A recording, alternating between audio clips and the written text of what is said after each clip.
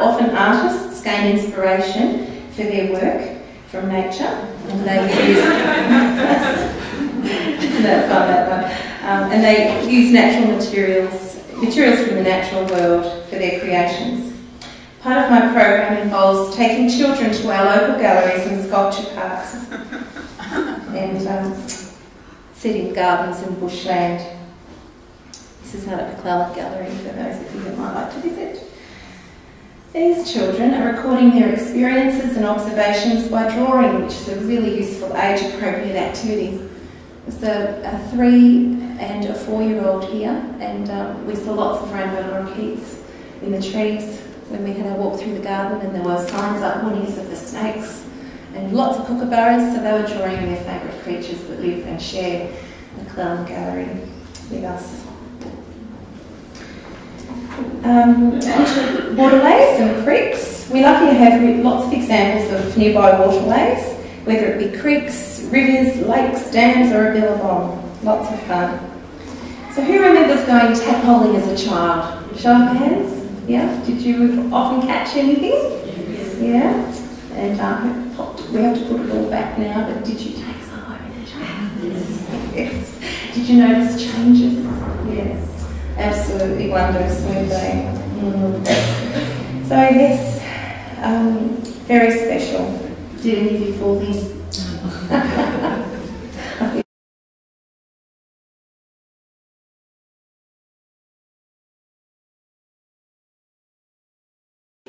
Once or twice.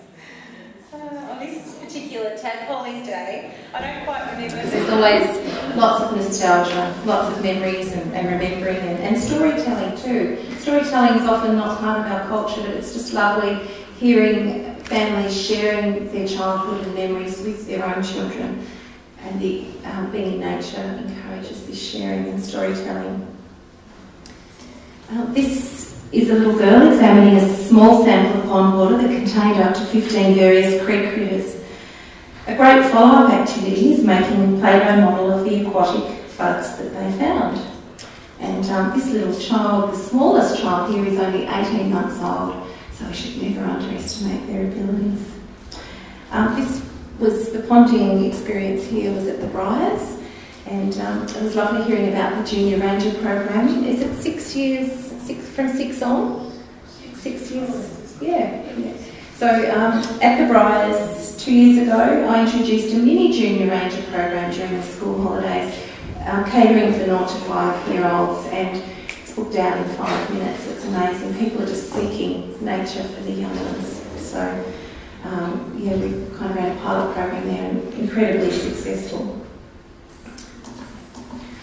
So every year I take children and their families fishing with assistance from Fish Care volunteers and annual sponsorship from local business, Bill Fisher Tackle.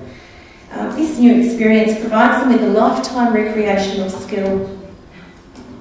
Just a show of hands, who here has fished before? Put your hands up really high. Oh my goodness, so that's probably about 80%. Just to let you know, some interesting evaluation from our fishing days.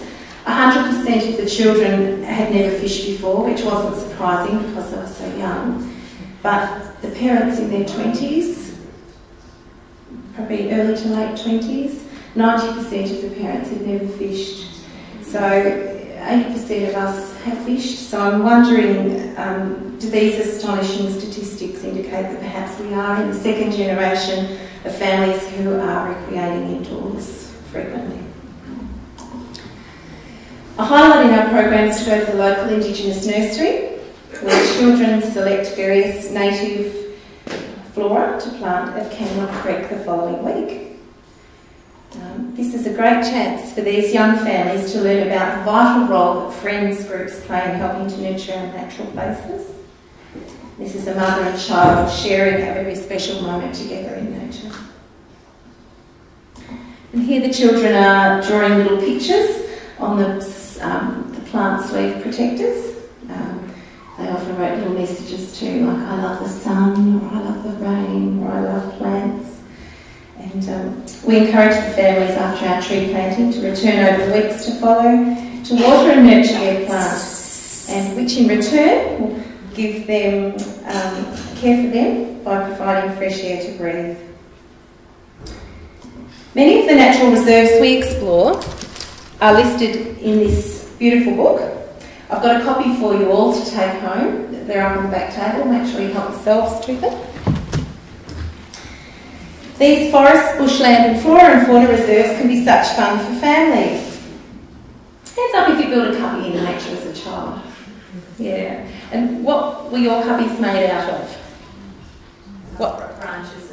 Yep. It was the oak or a bush that just hung over. Lovely, like Regina's, that intimate place. Has anyone else got any other different materials in nature they built cubbies out of? Anybody? Yes? Oh, we had all the rocks at Werribee River. It was wonderful. Isn't that fabulous? Yeah. Anyone else like to share? Yes?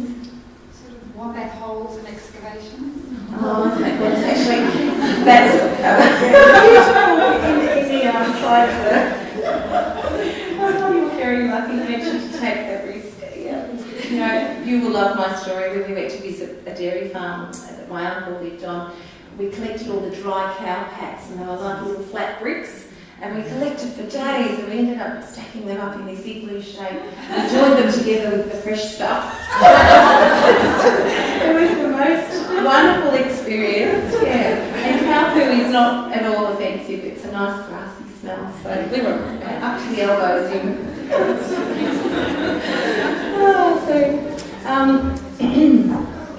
Where are we? So, yes, this.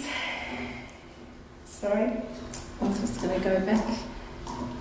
Yeah, here we go. So these are families up at the Briars. They've got a beautiful cubby building area where families can actually build cubbies and enjoy. And this is our edible cubby at Groundswell Community Garden. And this is a photo of me in one of my cubbies that I built when I was camping at Lake Eildon with my friends. I think one of the most encouraging outcomes of this program is hearing that confidence is growing for families to revisit these special places in nature on their own. So you leave them there and they follow, and then they become brave and go back. So seeing animals up close in the wild is also an added bonus. Every community has places of cultural significance. This is Adam Edwards McGuinness. He's a Mornington Peninsula artist and a local Indigenous representative, and he has blood links to the Indigenous people who lived on the peninsula 40,000 years ago. He runs cultural awareness sessions in nature. He's pictured here at Sweetwater Creek doing a welcome smoke ceremony and didgeridoo playing with the nature kids.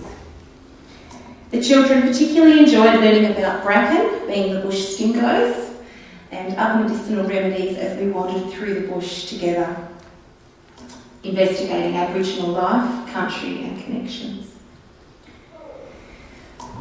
Positive connections with nature at this early age instill understanding of, empathy with and commitment to nature.